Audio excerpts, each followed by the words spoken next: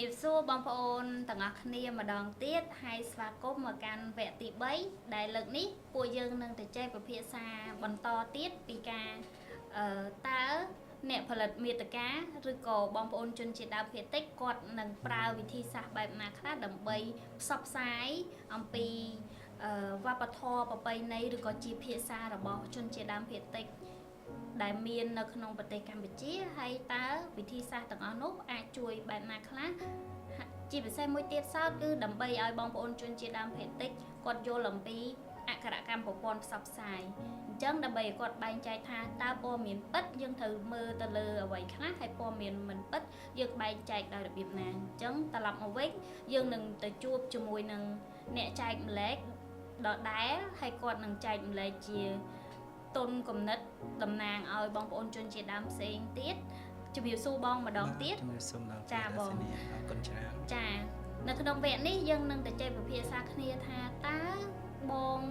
กลองมาแต่บองสังเกตเคยตาเมียนบองปอนจนเจียดำเพียติในขนมปฏิกรรมเจียยังนาคละแต่กอดจีเนี่ยผลิตมีตะกาให้กอดผลิตมีตะกาใจมันเลยตะเลยไอ้เก๋ให้ตามระยะบอดไปซอดกลองมาแต่บองทลบเมียนมัดแพะหรือก็มนุษย์จิตสนัดนะแต่กอด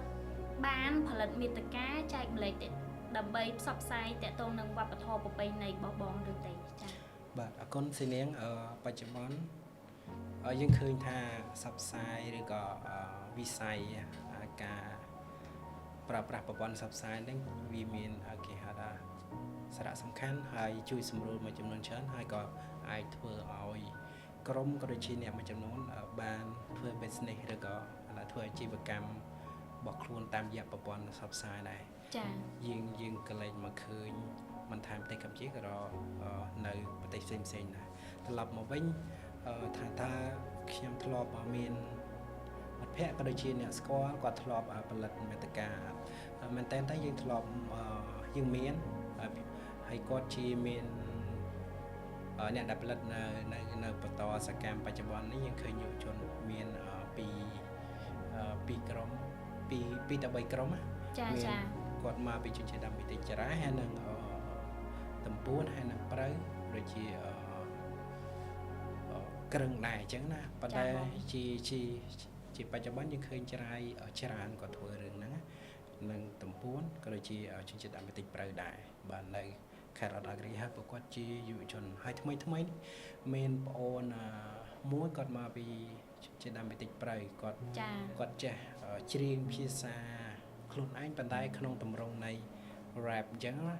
มาเอาบองโปนยังเชิญเคยมีเต้ากอดเชิญกิจประรำนายจังนะไปกอดเจนมาโดยสารแต่สำเร็จกอดบ้านไอ้กอดมาปัจจัยกอดแรปกอดไอ้ปัจจัยกอดสิลปะไอสันทานจีจุนจะดำไปเตจีบอกปุกยำจังนะจังยิ่งเคยทาบีจีจำนวนมวยล้อห้อยกับจีจำนวนมวยได้ไอสับสายปีบปทก็ได้จีจุนจิตไปในจุนจิตดำไปติดมือตือสัตย์เทียนไหนชนก็ได้จีตือปีพบลงไหนดาบานดังยมเลิกจะแสดงโดยจุนจิตดำไปติดขยมกระจอกไปขยมตาเรียนนักสกอลกีสุธาบางไอ้มาปีนั้นยมมาวันนักเรียนขยมในนามคนไอ้ไทยยมจุนจิตดำไปติดกระจอกปฏิกรรมจียังไม่จุนจิตกระจอกนะสู้มาสปรายยังจังนะถ้าครั้งนี้มาจีอยู่จนก็ได้จีเนี่ยเรียนสุดโกดังนั้นแต่กรรมจียังเป็นจุนจิตได้คล้ายก็มาเอาเนี่ยข้างกระดาษก็ได้จีบอดแต่เกมเอาไงจังกะขมายยังดังปันได้บอดเต้โดยทลายจุกย้ำก่อนนั้นยมใจเปีย indigenous people กอดสกอร์มั้งกอดสกอร์มั้งท่าโอ้ในอันจีกรมจุดจะทำไม่ได้มันสเกจจ้านะadaบางคนไปยังจะน้องเดิมแต่กรรมจีซึ่งน่าสกอร์เป็นนั้นยมดูจีเก็บบานพอกนั่งเฟซบุ๊กต่อครูในนายปีไว้ได้ขึ้นกรอบจุอย่างนั้นนะจ้าบองยมไอโจรวมจำนายบันทึกได้ผู้ยมจีเนผลิตเมตกามันแนะให้กับยมบาน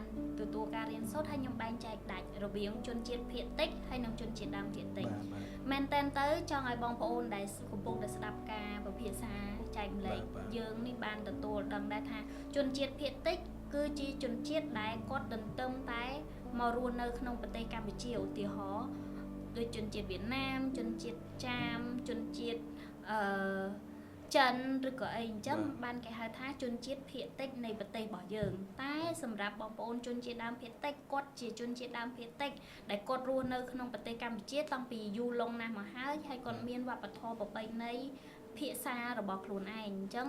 យើងក្នុងនាមជា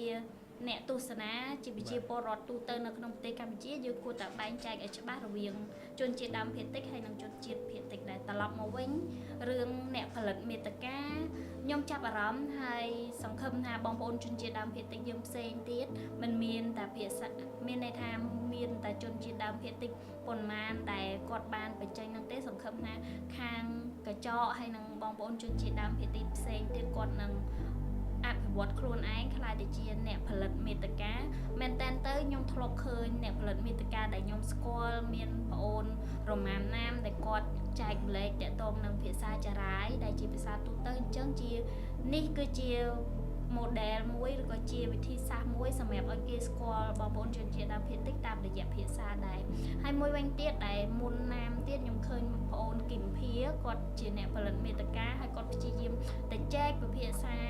នៅក្នុងសមាគមឬក៏អង្គការរបស់ជនជាតិដើមភាគតិចហ្នឹងយកភាសាផ្សេងយកមកបញ្ចេញភាសាដើម្បីចែកម្លែកនៅលើប្រព័ន្ធផ្សព្វផ្សាយដែរត្រឡប់មកវិញតើបងមានអីបញ្ជាក់ផ្សេងទៀតទេដូចនៅក្នុងវគ្គមុនយើងបានជជែកគ្នាថាបងប្អូនជនជាតិដើមភាគតិចអត់ទាន់បែងចែកដាច់ទេថាតើអ្វីទៅជាព័ត៌មានពិតអ្វីទៅជាព័ត៌មានប្រឌិតហើយឥឡូវស្របនឹងបរិយាបន្ននៅក្នុងពិភពលោកឬក៏វិរិយជាណាចក្រកម្ពុជាបច្ចុប្បន្នមានរឿងជាច្រើនទាំងបញ្ហាផ្សេងទាំងរឿងដីធ្លីឬក៏រឿងបញ្ហាការកាប់បំផ្លាញព្រៃឈើរឿងព្រំដែនអីជាដើមអញ្ចឹងត្រឡប់មកវិញតើបងគិតថាមានតម្រូវការអីដើម្បីឲ្យបងប្អូនជនជាតិដើមភាគតិចយើងយល់អំពីអក្ខរកម្មប្រព័ន្ធផ្សព្វផ្សាយហើយឲ្យគាត់បែងចែកឲ្យច្បាស់បាទអរគុណស៊ីនីដែលបានបញ្ជារំលឹកទៅក្នុងសំណួរមែនតើយើងត្រូវការជាការចំបាញ់ណាចា៎ប៉ុន្តែវាជាកត្តាប្រឈមនិងកត្តារារាំងមួយដែរដោយសារយើងត្រឡប់មកកលេចមកពីបងប្អូនជនជាតិយើងជំនាន់ខ្ញុំមិនជាបញ្ហាទេប៉ុន្តែជំនាន់មុនខ្ញុំហើយមុនជំនាន់ឪពុកខ្ញុំគាត់កាត់មុនហើយពេលហ្នឹងគាត់អត់ទាន់មានគេហៅថាក្នុងការរស់នៅបន្សំក្នុងប្រព័ន្ធសម័យ digital ទំនើបទេចា៎អញ្ចឹងជាកត្តាមួយដែលគេហៅថាប្រឈមខ្លាំងបើយើងចង់ត្រេនមែនតើយើងត្រូវការគេហៅថាវគ្គបណ្ដុះបណ្ដាលវគ្គបណ្ដុះបណ្ដាលការចែកម្លែកផ្សេងទៅដល់ប្រព័ន្ធហើយការចែកម្លែកទៀតសោតយើងត្រូវការបែបភាសាអង់គ្លេសគេថា body language ចា៎ឬក៏ gesture មានន័យថាយើងត្រូវមានរូបភាពអីដោយសារតែយើងបង្ហាញជាក់លាក់ដើម្បីឲ្យប្រកួតស្គាល់បើយើងសេអសរសិទ្ធអាចនឹងគាត់ចាប់ហ្នឹងចំណេះដឹងនឹងវាអត់ទាន់ភាសាអ្នកមួយចំនួនគាត់ស្ដាប់បានភាសានិយាយប៉ុន្តែភាសាសរសេរគាត់អត់ចេះអញ្ចឹងណាចំនួនដូចខ្ញុំបានលើកឡើងខាងលើប៉ុន្តែបើចំនួនក្មេងៗបច្ចុប្បន្នហ្នឹងភាសាគាត់បានទទួលការអប់រំពីនៅសាលាបានច្រើនមួយចំនួនដែរក៏ប៉ុន្តែនៅតែមានបញ្ហាប្រឈមដោយសារហេតុអីដោយសារតែគាត់ចែកអត់ទាន់ដាច់ថាតើព័ត៌មានមួយណាពិតឬព័ត៌មានណាមួយពិតហើយសំណួរសួរថាតើយើងធ្វើយ៉ាងម៉េចដើម្បីដឹងថាព័ត៌មានពិតឬក៏មិនពិតទីមួយគឺយើងនេះខ្ញុំសូមចូលរួមបន្តិចថាទីមួយយើងត្រូវមើលថាព័ត៌មាននឹងចេញពីប្រភពណាចា៎ស្ថាប័នណាអ្នកណាអ្នកផុសហ្នឹងហើយមានការបច្ឆេទអីត្រឹមត្រូវអត់ហើយមានគេហៅថាឲ្យខ្សែយោងអីពីក្រោយអត់អញ្ចឹងណាតើមើលហ្នឹងដែរខ្ញុំមើលថាដោយបច្ចុប្បន្នយើងគេនិយមប្រើ line តាមប្រព័ន្ធ Facebook អញ្ចឹងណាហើយ line ទៀតសោតយើងត្រូវមើលថាតើគាត់ហ្នឹងជាក្រុមអ្នកខ្សែឬក៏ជាក្រុមគាត់តែយកព័ត៌មានតាមគេហៅថាប្រព័ន្ធសរសើរហើយគាត់បានមិនដែរចុះបញ្ជីចុះអីទៅលើនៅក្រសួងអីត្រឹមត្រូវនៅមិនអញ្ចឹងទេគាត់នៅតែប្រឈមអញ្ចឹងណាប៉ុន្តែតកតងហ្នឹងវាជាមកសម្រាប់អ្នកគាត់បានទទួលការអប់រំខ្ពស់វាមិនជាបញ្ហាទេប៉ុន្តែមួយចំនួនគាត់អត់បានចែកលេខច្បាស់ហ្នឹងឲ្យតែឃើញគេនិយាយអីចេះតែចែកលេខបន្តប៉ុន្តែបានត្រឡប់ទៅមើលថាតើអត់ថាវីដេអូឬក៏ឯកសារហ្នឹងវាមកពីប្រភពណាអញ្ចឹងជាបញ្ហាផ្សេងមែនតើទៅដូចខ្ញុំផ្ទាល់ពីមុន មុននៅខ្ញុំធ្វើការនៅពេជ្រក៏ខ្ញុំធ្លាប់ធ្វើការនៅខេត្តហើយខ្ញុំក៏ជាអ្នកដែលចែកលេខពីគេហៅថា literacy digital ដែរឬក៏យើងប្រើពាក្យមួយសិនថា basic digital ហ្នឹងណាទៅបងប្អូនជនជាតិដើមបន្តិចឬកាលនោះខ្ញុំធ្លាប់ចែកលេខគាត់សួរខ្ញុំថាលោកគ្រូយើងចាំបាច់ចាក់សោទូរស័ព្ទយើងមាន screen ណា lock screen ណាគាត់ថាលោកគ្រូយើងចាំបាច់ចាក់សោ lock screen ស្អីគេលោកទូរស័ព្ទយើងជ្រុះទៅគេចូលទៅគេឃើញឈ្មោះយើងគេយកមកឲ្យយើងគាត់គិតបែបហ្នឹងណាជា nature ខ្ញុំសម្បជា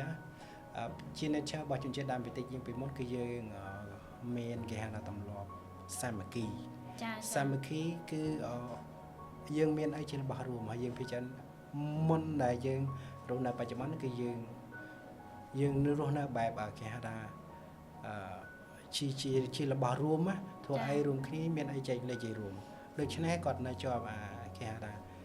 ចំណេះដឹងហ្នឹងក៏ដូចជាបទពិសោធន៍ណាហើយគាត់សួរមកត្រឡប់ខ្ញុំថាហេតុអីបានយើងត្រូវចាក់សោទូរស័ព្ទយើងសោ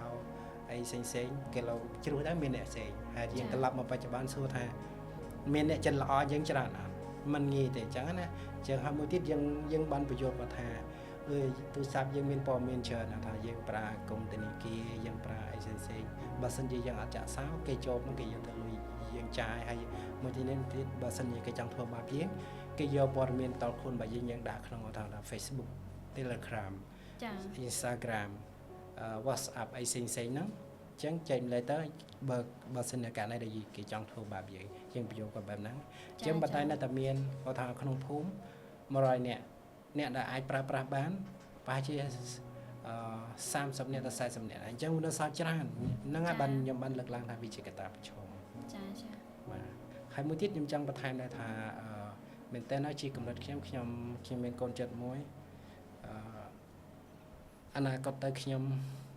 ចង់ខ្លាយជាបុគ្គលមួយដែលជាបុគ្គលដែលសន្សំធនធានហើយជាអ្នកចែករំលែកធនធានចាបាទធនធានចំណេះដឹងធនធាន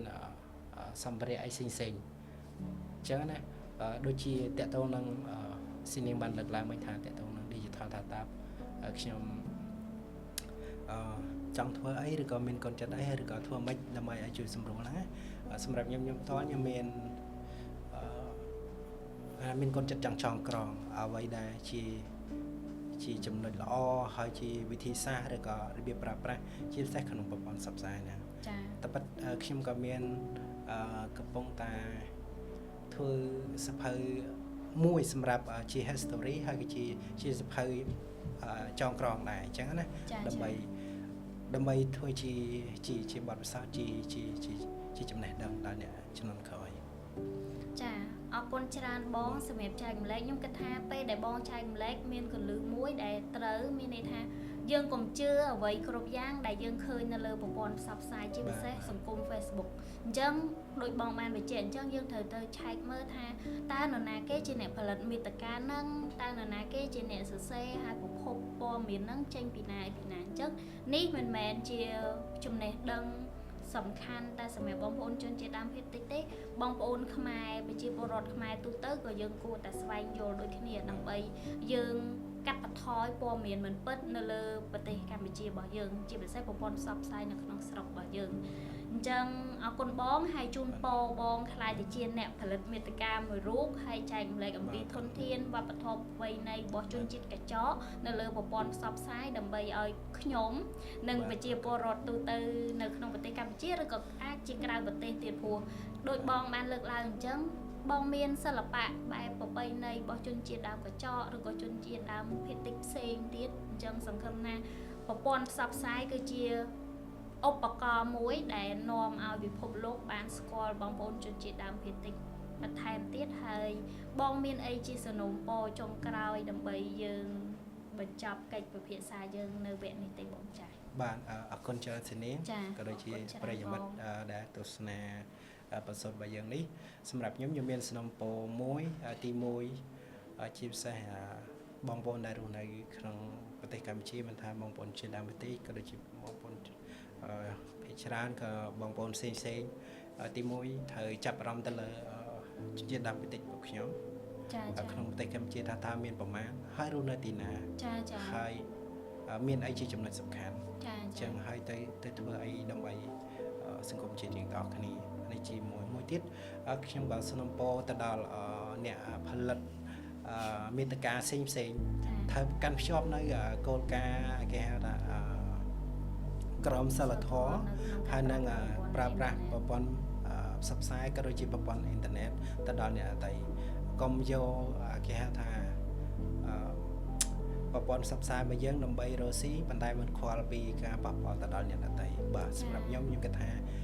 បើសិនជាគាត់ជាអ្នកផលិតមាតិកាត្រូវគិតពីក្រមសីលធម៌ខ្ពស់ដើម្បីជៀសវាងប៉ះពាល់ដល់ជាពិសេសសិទ្ធិដូចពួកខ្ញុំមានសិទ្ធិផ្សេងហើយជាពិសេសសិទ្ធិមនុស្សសិទ្ធិពួកខ្ញុំមានសិទ្ធិមួយទៀតគឺសិទ្ធិសិទ្ធិជនជាតិដើមភាគតិចដែលអាចរស់នៅជារួមជាសហគមន៍ចាហើយមួយជាសិទ្ធិបរិស្ថានសិទ្ធិវប្បធម៌សិទ្ធិអីផ្សេងមើលសិទ្ធិទាំង5របស់យើងជាមូលដ្ឋានសិទ្ធិតែជាប៉ះពាល់បាទសម្រាប់ខ្ញុំគឺสนับสนุนឲ្យអ្នកដែលផលិតមាតិកាគឺត្រូវតែប្រកាន់ភ្ជាប់ឡើងដើម្បីឲ្យយើងបង្កើននៅចំណេះដឹងល្អៗដល់អ្នកជំនាន់ក្រោយហើយយើងអនុវត្តនៅក្រមសីលធម៌ក៏ដូចជាសិទ្ធិមនុស្សបានត្រឹមត្រូវបាទអរគុណចាអរគុណច្រើនបងដែលចំណាយពេលមកចែកម្លែកតាំងពី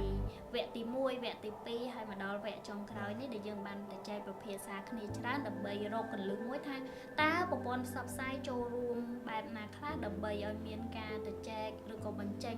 យោបល់ដោយគោរពទៅដល់បងប្អូនជនជាតិដើមភាគតិចដោយជៀសវាងការប្រើពាក្យសម្ដីបៀតបៀននៅលើប្រព័ន្ធផ្សព្វផ្សាយអញ្ចឹងសង្ឃឹមថាឆ្លងកាត់ការមានន័យថាមានរឿងច្រើនណាស់មិនមែន3វគ្គនេះយើងទៅចែកអស់ទេតែសង្ឃឹមថានៅវគ្គក្រោយៗទៀតដែលយើងទៅចែកពិភាក្សាគ្នាតទៀតតែលើកនេះយើងសូមទៅចែកម្លែកប៉ុណ្នេះហើយអរគុណច្រើនអ្នកទាំងអស់គ្នាដែលបានកំពុងតែទស្សនានៅមេតិកាចែកម្លែកនេះគឺបងប្អូនកំពុងតែទស្សនា podcast នៅ Facebook page របស់page និយាយដើមដែលអ្នកផលិតមាតិកាមានខ្ញុំឈ្មោះសៃនាគជាអ្នកផលិតមាតិកាសម្រាប់ page នេះហើយអរគុណសម្រាប់ការចែកម្លែកយើងចូលរួមទាំងអស់គ្នាដើម្បីប្រព័ន្ធផ្សព្វផ្សាយនៅក្នុងប្រទេសកម្ពុជារបស់យើងកាន់តែរីកចម្រើនហើយនឹងផ្ដល់ក្តីស្រឡាញ់ដោយពាក្យដែលបងបានរៀននៅក្នុងការចែកម្លែករបស់គាត់ថាគាត់ចេះភាសាខ្មែរដំបូងតាមរយៈពាក្យស្រឡាញ់អញ្ចឹងសង្ឃឹមថាប្រព័ន្ធផ្សព្វផ្សាយគឺជាកន្លែងមួយដែលយើងអាចចែកម្លែកក្តីស្រឡាញ់ផ្សេងហើយគោរពគ្នាទៅវិញទៅមកក្នុងនាមជាមនុស្សពួកយើងសិតតែជាមនុស្សដូចគ្នាទេមិនថាយើងកើតនៅទីណាបទពិសោធន៍ផ្សេងគ្នាអញ្ចឹងសូមគោរពគ្នាក្នុងនាមជាមនុស្សអរគុណច្រើននិយាយលេបងអរគុណចា៎